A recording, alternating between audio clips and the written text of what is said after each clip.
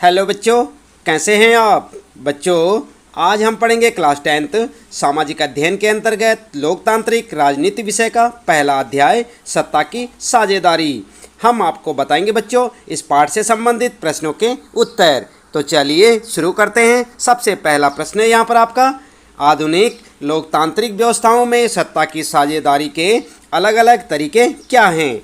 इनमें से प्रत्येक का एक एक उदाहरण भी दें। तो उत्तर क्या लिखेंगे आप। उत्तर आप ठीक इस प्रकार से लिख सकते हैं बच्चों। उत्तर लिखेंगे, आधुनिक लोकतांत्रिक व्यवस्थाओं में सत्ता की साझेदारी के अनेक रूप हो सकते हैं जो निम्नलिखित हैं, और पॉइंट बनाकर लिखेंगे 1 2 3 करके। सबसे पहला पॉइंट लिखेंगे बच्चों, शासन के विभिन्न अंगों के बीच बंटवारा, और हेडिंग डाल देंगे यहाँ पर। फिर लिखेंगे शासन के विभिन्न अंग जैसे विधायिका, कार्यपालिका और न्यायपालिका के बीच सत्ता का बंटवारा रहता है। इसमें सरकार के विभिन्न अंग एक ही स्तर पर रहकर अपनी अपनी शक्ति का उपयोग करते हैं। इसमें कोई भी एक अंग सत्ता का सीमित प्रयोग नहीं करता, हर अंग दूसरे पर अंकुश रखता है। इससे विभिन्न संस्थाओं के बीच सत्ता का संतुलन बना रहता है।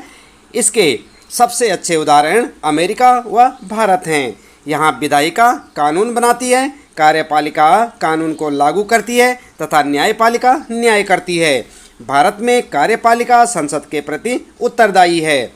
न्यायपालिका की नियुक्ति कार्यपालिका करती है। न्यायपालिका कार्यपालिका और विधायिका के कानूनों की जांच करके उन पर नियंत्रण रखती है। ठीक है, इस प्रकार से आप पहला पॉइंट लिख सकते हैं बच्चों। दूसरा पॉइंट लिखेंगे, सरकार के विभिन्न स्तरों में बंटवारा, और फिर हेडिंग डालकर लिखेंगे पूरे देश के लिए एक सरकार होती है जिसे केंद्र सरकार या संघ सरकार कहते हैं। फिर प्रति या क्षेत्रीय स्तर पर अलग अलग सरकारें बनती हैं जिन्हें अलग अलग नामों से पुकारा जाता है। भारत में इन्हें राज्य सरकार कहते हैं। इस सत्ता के बंटवारे वाले देशों में संविधान में इस बात का स्पष्ट उल्लेख होता है कि केंद्र और राज्य सरकारों के बीच सत्ता का बंटवारा किस तरह होगा। सत्ता के ऐसे बंटवारे को ऊर्ध्वाधर वितरण कहा जाता है। भारत में केंद्र और राज्य स्तर के अतिरिक्त स्थानीय सरकारें भी काम करती हैं। इनके बीच सत्ता के बंटवारे के विषय में संविधान में स्पष्ट रूप से लिखा गया है, जिससे विभिन्न सरकारों के बीच शक्तियों को लेकर कोई तनाव ना हो। आई बात समझ में। ये था आपका दूसरा पॉइंट बच्चों। उसके बाद लिखेंगे तीसरा पॉइंट, विभिन्न सामाजिक समूहों के बीच सत्ता का बंटवारा। फिर हेडिंग डालकर लिखें बच्चों, कुछ देशों के संविधान में इस बात का प्रावधान है कि सामाजिक रूप से कमजोर समुदाय और महिलाओं को विधायिका और प्रशासन में हिस्सेदारी दी जाए ताकि लोग स्वयं को शासन से अलग ना समझने लगे। अल्पसंख्यक समुदाय को भी इसी तरीके से सत्ता में उचित हिस्सेदारी दी जाती है। बेल्जियम में सामुदायिक सरकार इस व्यवस्था का अच्छा उदाहरण है। ठीक है, इस प्रकार से आपका तीसरा पॉइंट हो गया बच्चों। फिर लिखेंगे चौथा पॉइंट, राजनीतिक दलों व दबाव समूह द्वारा सत्ता का बंटवारा। फिर हेडिंग डाल देंगे और लिखेंगे, लोकतांत्रिक व्यवस्था में सत्ता बारी बारी से अलग अलग विचारधारा और सामाजिक समूह वाली पार्टियों के हाथ आती जाती रहती है। लोकतंत्र में हम व्यापारी, उद्योगपति, किसान और औद्योगिक मजदूर जैसे कई संगठित हित समूह को भी सक्रिय देखते हैं। सरकार की विभिन्न समितियों में सीधी भागीदारी करने या नीतियों पर अपने सदस्य वर्ग के लाभ के लिए दबाव बनाकर ये समूह भी सत्ता में भागीदारी करते हैं। अमेरिका इसका अच्छा उदाहरण है। वहाँ 2 राजनीतिक दल प्रमुख हैं जो चुनाव लड़कर सत्ता प्राप्त करना चाहते हैं, तथा दबाव समूह चुनावों के समय व चुनाव जीतने के बाद राजनीतिक दलों की आर्थिक मदद करके सार्वजनिक नीतियों को प्रभावित करके सत्ता में भागीदारी निभाते हैं। ठीक है, इस प्रकार से आपका ये चौथा पॉइंट हो गया बच्चों। तो इस प्रकार से आप अपने इस पहले प्रश्न का उत्तर लिख सकते हैं बच्चों। इसके बाद आगे बात करते हैं। दूसरा प्रश्न आता है आपका, और इसमें कहा है, भारतीय संदर्भ में सत्ता की हिस्सेदारी का एक उदाहरण देते हुए इसका एक युक्तिपरक और एक नैतिक कारण बताएं। तो उत्तर में क्या लिखेंगे आप। उत्तर आप ठीक इस प्रकार से लिख सकते हैं बच्चों। उत्तर लिखेंगे, भारत में सत्ता का बंटवारा सरकार के विभिन्न स्तरों के बीच हुआ है, जैसे केंद्र सरकार, राज्य सरकार और स्थानीय सरकारें। इसके बाद हेडिंग डालकर लिखेंगे युक्तिपरक कारण, और यहाँ पर लिखेंगे, भारत एक घनी आबादी वाला देश है। पूरे देश के लिए एक ही सरकार के द्वारा कानून बनाना, शांति तथा व्यवस्था बनाना संभव नहीं है। इसलिए सरकार को विभिन्न स्तरों में बांट दिया गया है और उनके बीच कार्यों का बंटवारा संविधान में लिखित रूप से कर दिया गया है, जिससे ये सरकारें बिना झगड़े देश के लोगों के हितों को ध्यान में रखकर शासन कर सकें। आई बात समझ में। इसके बाद दूसरा लिखेंगे यहाँ पर नैतिक कारण और हेडिंग डालकर लिखेंगे लोकतांत्रिक देश में सत्ता का बंटवारा जरूरी है। यदि एक ही प्रकार की सरकार होगी तो वह निरंकुश हो जाएगी। ज़्यादा से ज़्यादा लोगों की भागीदारी शासन में नहीं हो पाएगी, जो कि लोकतंत्र के लिए जरूरी है। इसलिए भारत में विभिन्न स्तरों पर सरकारों का वर्गीकरण कर दिया गया है।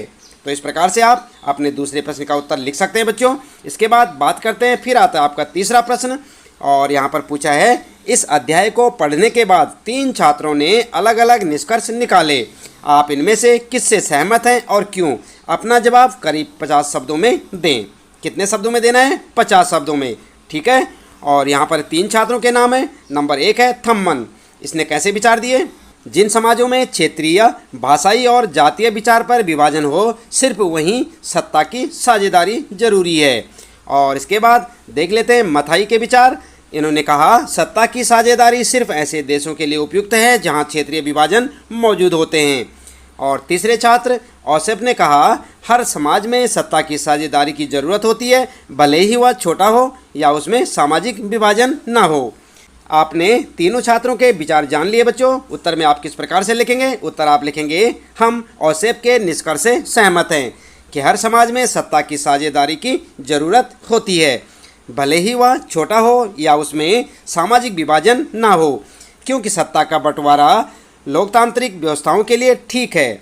सत्ता की साझेदारी वास्तव में लोकतंत्र की आत्मा है। लोकतंत्र का मतलब ही होता है कि जो लोग इस शासन व्यवस्था के अंतर्गत हैं उनके बीच सत्ता को बांटा जाए और ये लोग इसी ढर्रे में रहें। वैध सरकार वही है जिसमें अपनी भागीदारी के माध्यम से सभी समूह शासन व्यवस्था से जुड़ते हैं। आई बात समझ में। इस प्रकार से आप अपने तीसरे प्रश्न का उत्तर लिख सकते हैं बच्चों, साथ साथ याद भी करें। इसके बाद फिर आता है आपका चौथा प्रश्न बच्चों और यहाँ पर पूछा है, बेल्जियम में ब्रुसेल्स के निकट स्थित शहर मर्चटेम के मेयर ने अपने यहाँ के स्कूलों में फ्रेंच बोलने पर लगी रोक को सही बताया है। उन्होंने कहा है कि इससे डच भाषा न बोलने वाले लोगों को इस फ्लेमिश शहर के लोगों से जुड़ने में मदद मिलेगी। क्या आपको लगता है कि यह फैसला बेल्जियम की सत्ता की साझेदारी की व्यवस्था की मूल भावना से मेल खाता है? अपना जवाब करीब 50 शब्दों में लिखें। तो आई बात समझ में। आप इस प्रश्न का उत्तर क्या लिखेंगे बच्चों? उत्तर में आप लिखेंगे, स्कूलों में फ्रेंच बोलने पर लगी रोक को सही बताना बेल्जियम की सत्ता की साझेदारी की व्यवस्था की मूल भावना के खिलाफ है। बेल्जियम में जो व्यवस्था अपनाई गई उसमें सभी भाषाओं के लोगों को समान अधिकार दिए गए थे। इसलिए स्कूलों में फ्रेंच बोलने पर रोक लगाना सही नहीं है, क्योंकि ऐसा करने से फ्रेंच भाषी लोगों की भावनाओं का हनन होता है। ठीक है, तो इस प्रकार से आप अपने इस चौथे प्रश्न का उत्तर लिख सकते हैं बच्चों। इसके बाद आता है फिर आपका 5वां प्रश्न है, नीचे दिए गए उद्धरण को गौर से पढ़ें और इसमें सत्ता की साझेदारी के जो युक्तिपरक कारण बताए गए हैं उनमें से किसी एक का चुनाव करें। ठीक है, तो इसके बाद आप उद्धरण पढ़ेंगे, महात्मा गांधी के सपनों को साकार करने और संविधान निर्माताओं की उम्मीदों को पूरा करने के लिए हमें पंचायतों को अधिकार देने की जरूरत है। पंचायती राज ही वास्तविक लोकतंत्र की स्थापना करता है। यह सत्ता उन लोगों के हाथों में सौंपता है जिनके हाथों में इसे होना चाहिए। भ्रष्टाचार को कम करने और प्रशासनिक कुशलता को बढ़ाने का एक उपाय पंचायतों को अधिकार देना भी है। जब विकास की योजनाओं को बनाने और लागू करने में लोगों की भागीदारी होगी तो इन योजनाओं पर उनका नियंत्रण बढ़ेगा। इससे भ्रष्ट बिचौलियों को खत्म किया जा सकेगा।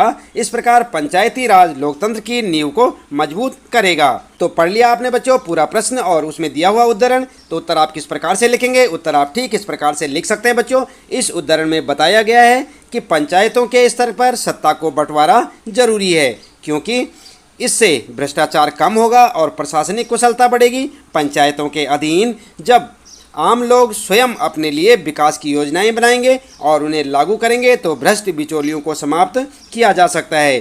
जब स्थानीय लोग स्वयं योजनाएं बनाएंगे तो उनकी समस्याओं का समाधान शीघ्र होगा, क्योंकि किसी स्थान विशेष की समस्याएं वहां के लोग भली भांति समझते हैं। इस प्रकार विकास करने के लिए जरूरी है कि पंचायतों को अधिकार सौंपे जाएं, जिससे लोकतंत्र की नींव मजबूत हो। तो ये था बच्चों यहाँ पर इस प्रश्न का उत्तर। आप भी इसी प्रकार से लिख सकते हैं, चाहे अपने विचार भी लिख सकते हैं। इसके बाद बच्चों फिर आता है यहाँ पर आपका छठा प्रश्न, और यहाँ पर पूछा है सत्ता के बंटवारे के पक्ष और विपक्ष में कई तरह के तर्क दिए जाते हैं।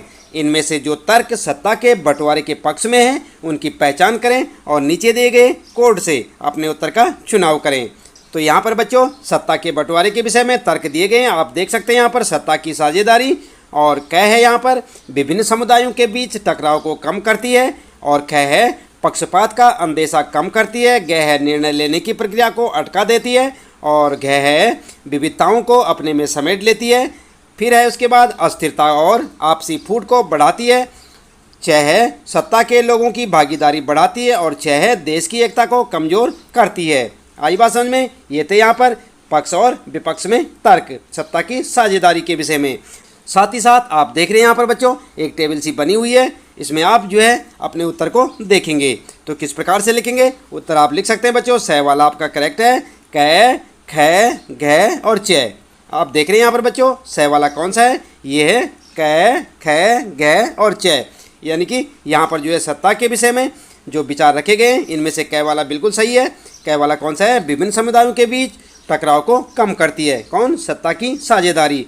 ख वाला भी सही है, पक्षपात का अंदेशा कम करती है। तो घ में आप देख सकते हैं बच्चों यह है घ विविधताओं को अपने में समेट लेती है, और च में है सत्ता में लोगों की भागीदारी बढ़ाती है। आई बात समझ में? तो ये थे यहाँ पर सत्ता की भागीदारी के विषय में तर्क। इसके बाद बच्चों आगे देख लेते हैं। यहाँ पर सातवां प्रश्न है बेल्जियम और श्रीलंका की सत्ता में साझेदारी की व्यवस्था के बारे में निम्नलिखित बयानों पर विचार करें।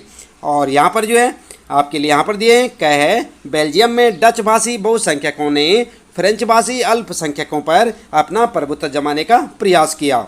उसके बाद ख वाला है बच्चों सरकार की नीतियों ने सियाली भाषी बहुसंख्यकों का प्रभुत्व बनाए रखने का प्रयास किया। और इसके बाद फिर ग है अपनी संस्कृति और भाषा को बचाने तथा शिक्षा तथा रोजगार में समानता के अवसर के लिए श्रीलंका के तमिलों ने सत्ता को संघीय ढांचे पर बांटने की मांग की। इसके बाद अगला है घ वाला बेल्जियम में एकात्मक सरकार की जगह संघीय शासन व्यवस्था लाकर मुल्क को भाषा के आधार पर टूटने से बचा लिया। आई बात समझ में? इसके बाद यहाँ पर आपसे पूछा है ऊपर दिए गए बयानों में से कौन से सही हैं। आपको देखना होगा कौन से सही हैं। सा का है क, ख, ग और घ, और रे में है क, ख और घ, गा में है ग और घ, और माँ में है ख, ग और घ।